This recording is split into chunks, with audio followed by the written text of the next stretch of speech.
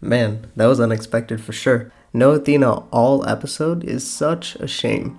Chapter 71, titled Fierce Flame, will be out for everyone on December 7, 2020 at 9 p.m. Eastern Standard Time. So if you don't use spoilers for your FastPass coins, please wait a month before coming back to this video. In the meantime, you're welcome to watch some of my 1 million Appreciation Week videos, and I have actually a couple of non-Purple Hyacinth related projects coming at the end of this month and in December, so be on the lookout. Like and subscribe if you enjoy this sort of stuff. Thank you so much for over 370 subscribers. That is awesome. Thank you. As always, the timeline is broken up into sections, so you can jump to whatever interests you.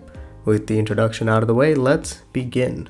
A few things that we got right was that Hercules did show up for the second number after Hestia's fire performance, and sadly, no Athena.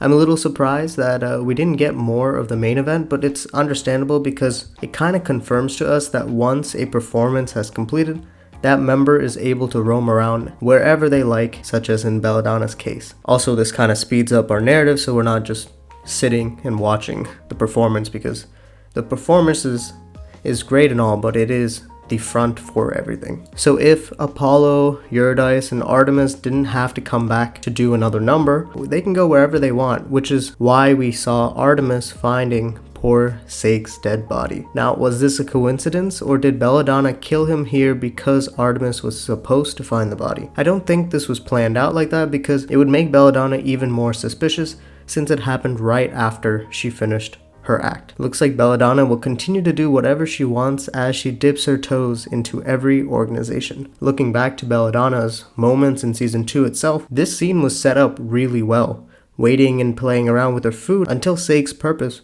was finally complete for her to strike. That's why we got those lines here that Sake handed over all the cellars in the last cover-ups for the Nitro. It's a shame too, since Lauren isn't done with Sake yet, but whenever she does have a source, she either jumps the gun and scares them into a place that she can't get to, like Anselo in the tower, or Sake putting up that restraining order on her, to them dying before she can actually find out everything that they know. I'm guessing that we're due for a Sake/Lauren flashback, where, especially when she was holding pressure to the gunshot wound, I think back in 48, when we got one panel of it. Yeah, poor Lauren.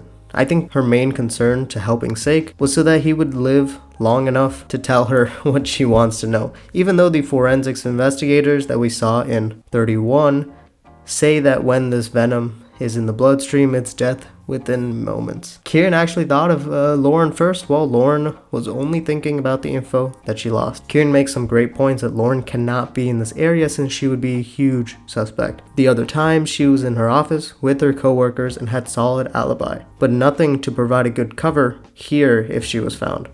Now, will Lauren actually leave the circus? No way.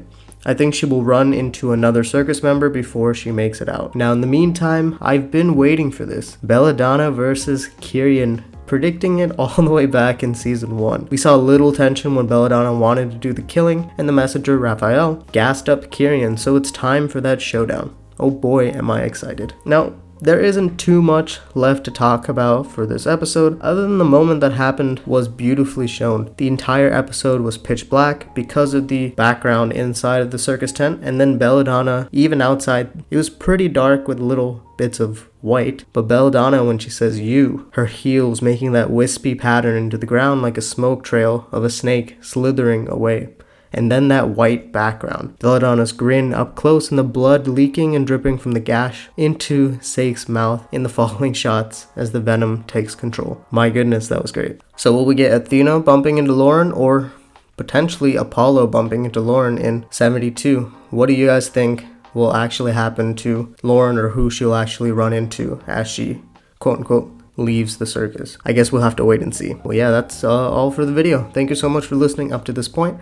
As always, make sure to heart the chapter when you finish reading and comment to be a part of the community. Like and subscribe if you enjoy this sort of stuff. My social media can be found by searching Inspirational on YouTube, Twitter, and Twitch. Shout out to my designer. You can find his work on Instagram at jatinv_photography. See you all next time.